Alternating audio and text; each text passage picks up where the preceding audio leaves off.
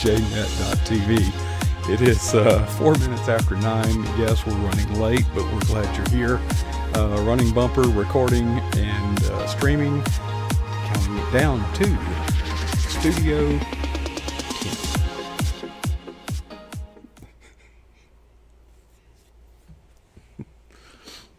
10. Okay.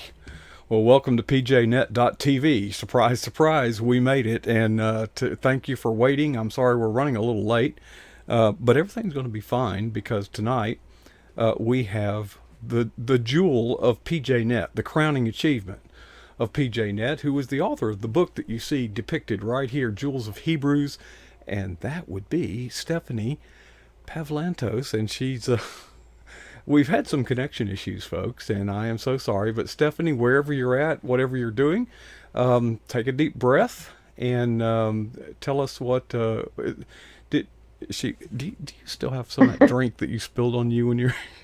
I think I got it all off. Well, I've got my coffee. We are ready. Stephanie, I just want to say that I appreciate you sharing that little video that we made. Your cover reveal that everybody had already knew about, but nonetheless, I appreciate you sharing that. I enjoyed doing that, and I see that we haven't spoken to you on set since the conference, but you were honored at that conference, I believe. I was. Or recognized or something. Recognized, yeah. There are lots of people there. It was a great conference, and yes, I do thank you for that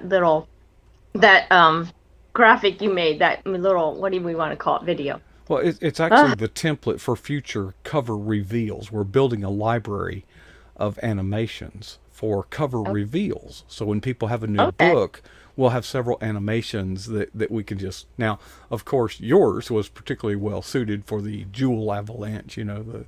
JD right. thought I love that was confetti, by the way. Who did? JD. Oh. That's okay, JD. Yeah, it's a little heavy. It's a little heavy for confetti, but no, I get the idea. But anyway, your book was among many that were recognized. But have you had previous achievements such as that were recognized? Well, way back when I started writing it, I entered it into the Foundation Awards, and I won third place there. Mm-hmm.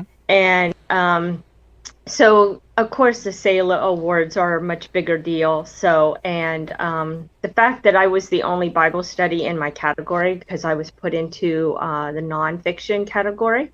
Mm-hmm. And so I was the only Bible study in that category that made the finalist cut and then placed. So I was very happy, very excited. How are you going to outdo yourself? Win the SAILA Award, the nice little plaque. So I have something to put up there behind me, and you could look at when I'm on here. Yeah.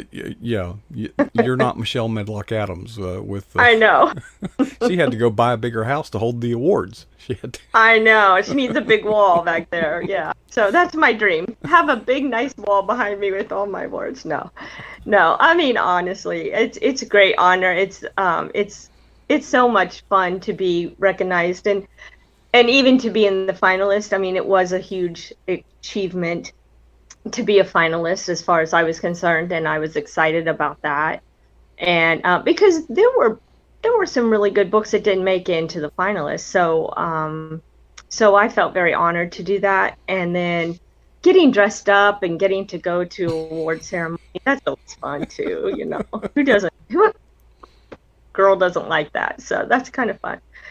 And you've changed your hair since we last met, haven't you?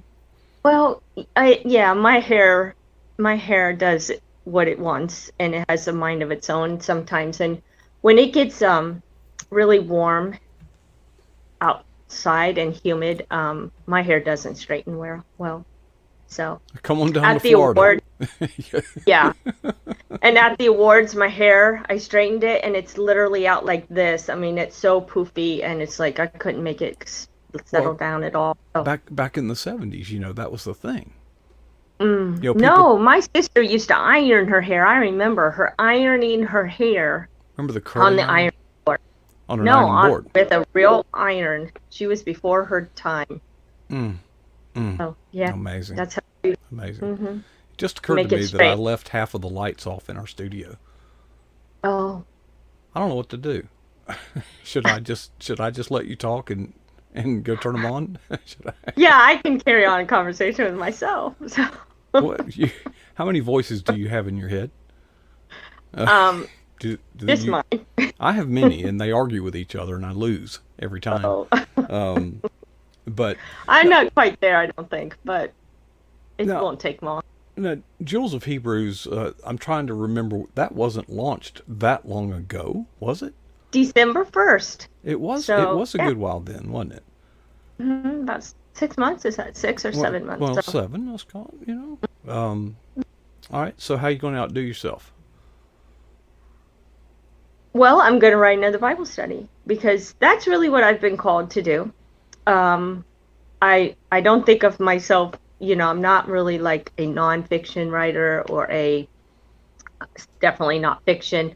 I love, actually, my favorite genre to read is fiction, but I don't think I could write it. So I'm happy doing Bible studies, and that's what I feel called to do, and that's what I feel like, you know, the Lord speaks through His Word, and that's how He speaks to me, and I feel like the gifts He's given me have trained me to do this the way the things He's put in my life to equip me has led me down this path. And so I'm going to write another Bible study, and that one is going to be on the Beatitudes, but it's going to be from a Hebraic point of view. So it's the way Jesus would have.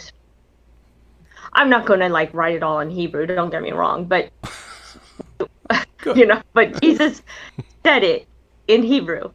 And because of that, there's some lost, some of it got lost in translation, quite honestly. And there's so many things that we can learn from the Jewish language and the Jewish, even the culture in which he spoke it.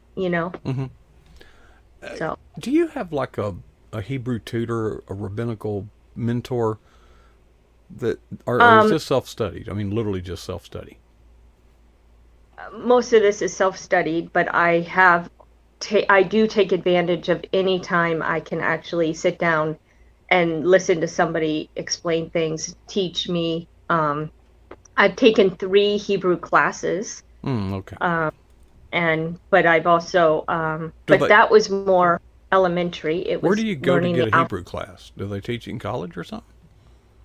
Um, well, Basora, which I help out teaching with, they have started teaching a Hebrew class. And then actually, where I took mine, there was a Jewish woman, actually an Israeli, I should say, who lives here now hmm in this area, Cleveland. And she was teaching a class at a synagogue, and I went there. Hmm. So she's Messianic, and the synagogue was Messianic. So I went and learned from her. So where are you in the gestation of this new book? Is it just we're talking now, or have you? I Where? have a title, What's it going to call it? and well, my working title is, and this is because the Beatitudes, because blessed is, or blessed are, depending on which one you're talking hmm about, it means happiness. That is the way it is translated. That's the best translation they can come up with. And so I'm going to call it happiness is holiness, because I believe the Beatitudes are about Christ likeness. They're about holiness, and how we, in doing what these tell us to do, is a form of holiness. So that's what I think. That's what I'm writing it on. All right. So you've got a working title. Mm-hmm. You've got the idea. When do you Mm-hmm. start putting the pen to the paper? The rubber, where does the rubber hit the road? Or of course, I guess we do this electronically these days, but you know what I Mm. mean. So, you know, what's the future Yeah. look like? By Yeah. December of So, this year, maybe a year later? um, probably I want to get it done by, yeah, this time next year. So because it's I've already kind of have a skeleton kind of down from my blog. I made a blog post for 9 weeks. I did this, and because there are actually a lot of beatitudes within the Bible. They're not just all in Really? Matthew 5. Hmm. Job has beatitudes. There are 7 beatitudes in Revelation. There are beatitudes in Psalm 1. Blessed is the man who does not sit in the counsel of the wicked, that's a beatitude. So there are lots of them. I'm not going to try and do them all by any stretch of the imagination, but I want to at least do the ones in Matthew. So, and I might add So a if I bonus went and got my strong, exhaustive concordance and looked one. up Hmm. blessed, well, first of all, I'd have to throw out all the ones that are really saying blessed. You know, Right? would it be fair to assume that when you see the phrase "blessed is" or "blessed are," that is fairly called a beatitude wherever it may be found? Yes, that's right. Oh, okay. Well, ha Yeah, ha ha. But then, yeah. of course, there's And the Beatitudes. right, the ones from the Sermon on the Mount. Uh-huh. And those from the Sermon on the Mount are the ones I'm going to address because there's a Right. lot of meat and just even we use shalom or we use peace and so easily, but even the connotations that are in that word Mm-hmm. are far reaching, are way far reaching than Right. we give them Right. credit for. Yes, I was sort of lectured on the meaning of shalom. Doesn't mean the absence of conflict. Peace in our language means is rather shallow. You know, it's just the absence of conflict, but it's more than that. Right. Mm-hmm. Shalom is be at peace. It's sort of like welcome. It's a friendly greeting, but it's It's deep. breeding, but yes, but they're saying, I hope it all goes well with you. Like your life goes well with you and your, you know, things in your life, everything that pertains to you living goes well. Right. There, it's sort of So, like come on in or make yourself at home. mhm. You know, it's a lot deeper. So, um, Yeah, do you actually have one? I do. Do you have the Strong's Exhaustive Concordance? You know, the paper. You know what I'm I talking about? do. Hmm. That Yep. is a that is probably the most significant Bible study tool because I found it interesting because a lot of words don't mean necessarily what you think it means, what you Right. assume it means, and you mentioned it earlier, and I think it bears kind of drilling down on. You have to understand the language. You have to understand the cultural context Right. at the time that Right. this was penned. Without that cultural context, you might come to a conclusion that's not intended. For example, there's a phrase in the Bible. It looks like a command: "Husbands, do not divorce your wives." Mm. Okay, you know, period. Well, actually, when you study, the reason that was written is a lot of men were converted to Christianity and their wives were not, so they felt the need to divorce them. Right. Yeah, you could open a Pandora's box on that and many other things because, oh, there are so many things like my blog today is about even pronouns. So like in English, we don't have feminine and masculine pronouns, but in the Hebrew language and many other languages, even Greek, they do. And so if it's saying it, if I say it's their dog, I can be talking about, two sisters. I can be talking about the two brothers. I can be talking about, anybody, husband and wife. I can be talking about anybody. But in Hebrew, there's a THEIR for being a woman or a female animal. Right. Okay. So, for instance, when sorry, I thought my light went out there, but my lights are out. Okay. Half of them are out in our studio. I forgot to turn them on. Oh, it's okay. But when there was Cain and Abel brought, it says he brought one of his flocks, he brought their fat portion to the Lord for an offering. Mm-hmm. Well, there is feminine, which means that the fat portion that he brought to the Lord was from a female animal, whether it be lamb or goat. Mm-hmm. The significance of that is that the Lord told them, when the law was, given to them, that they could bring male animals. So they brought rams, they brought bulls, they brought bucks to the sacrifice, okay?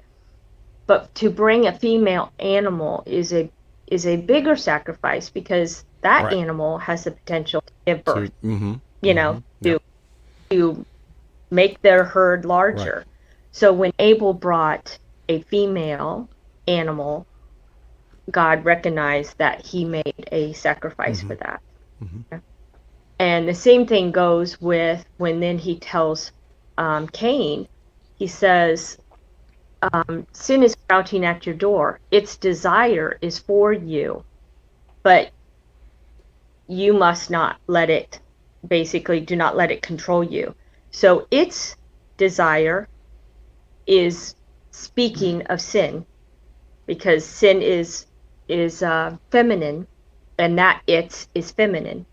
But don't let it control you. On the other end of the sentence, it is masculine. Well, the word anger, farther up in the sentence, is masculine.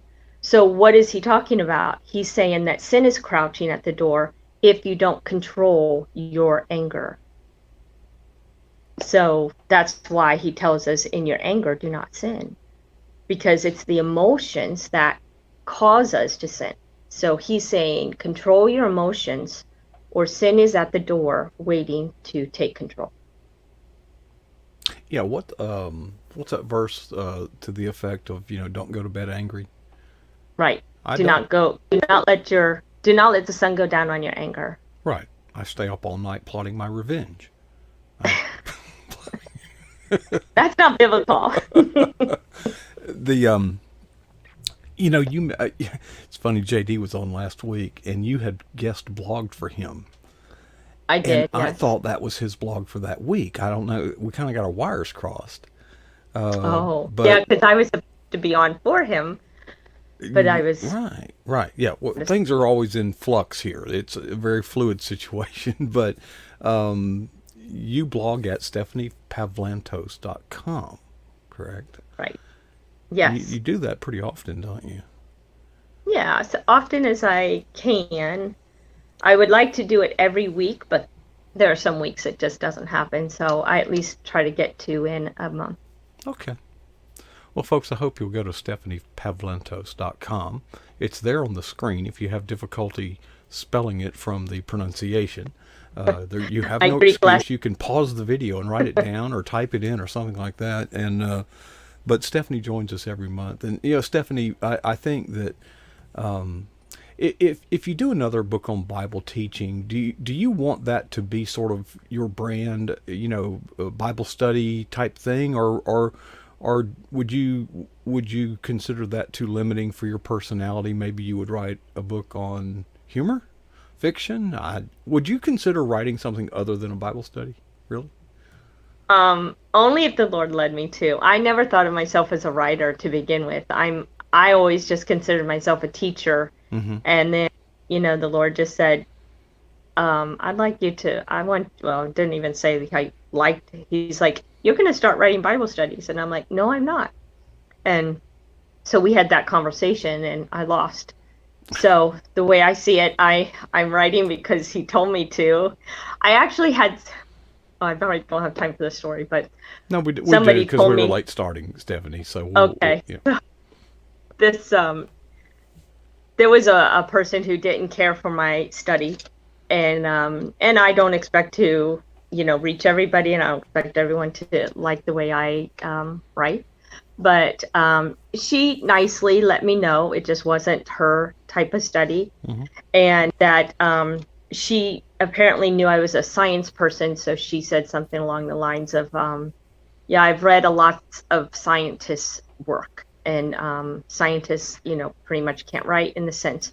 But I go, well, that's fine, and I am a scientist, and I don't blame you for thinking that, but it wasn't my idea to write this book, and I am just doing what I was told. So, I'm letting the Lord deal with, whatever deficiencies I have. He's going to have to fill them in or teach me or put people in my life that can teach me what I don't know, because I'm doing it because I was told to do it.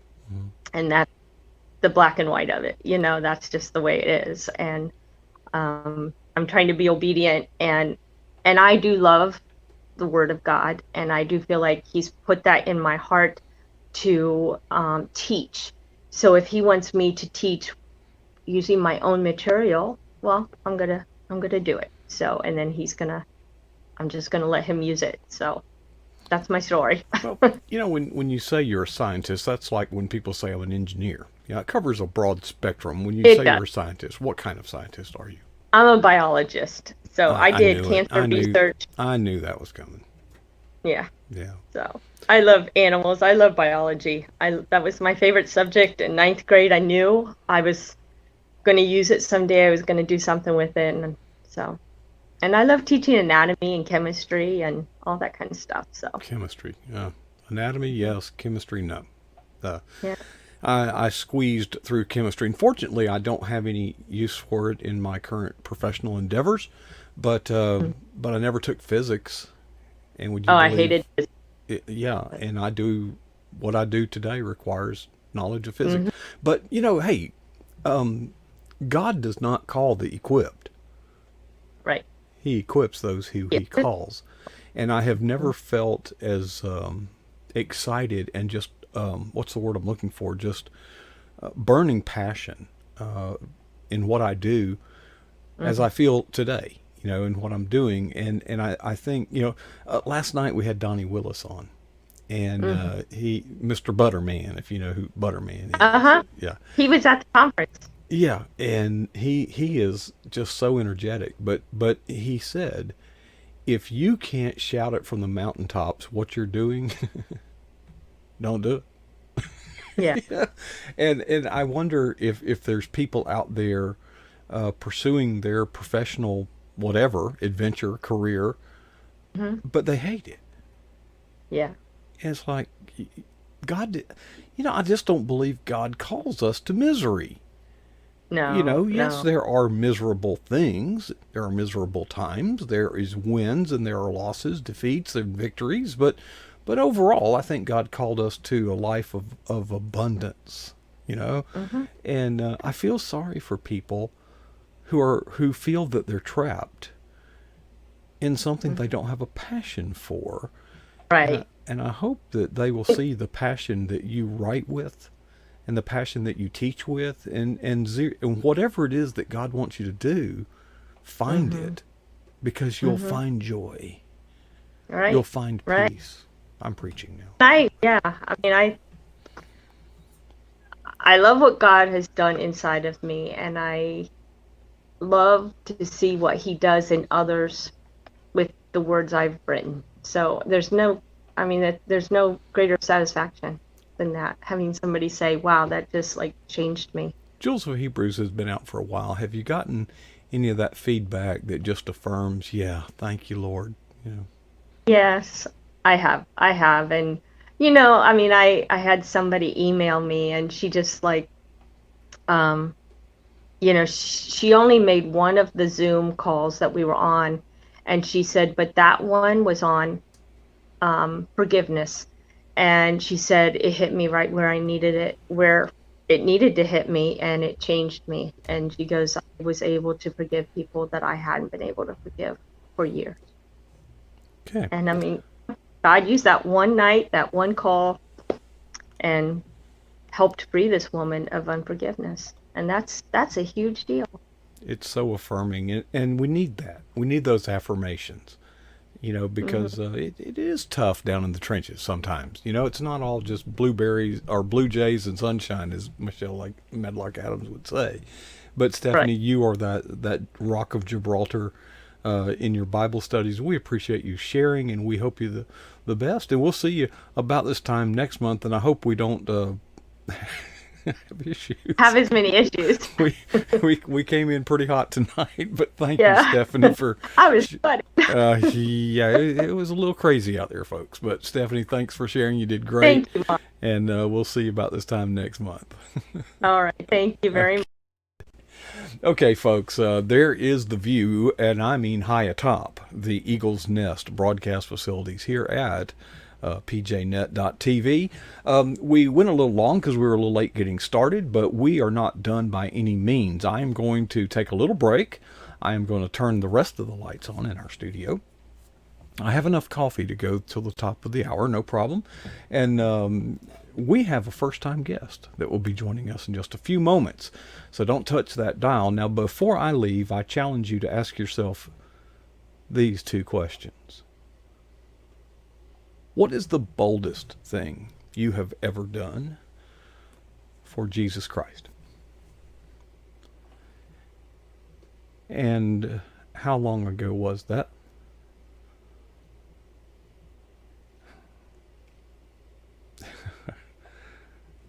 Got you thinking? Good. I hope that none of us will be satisfied with either answer.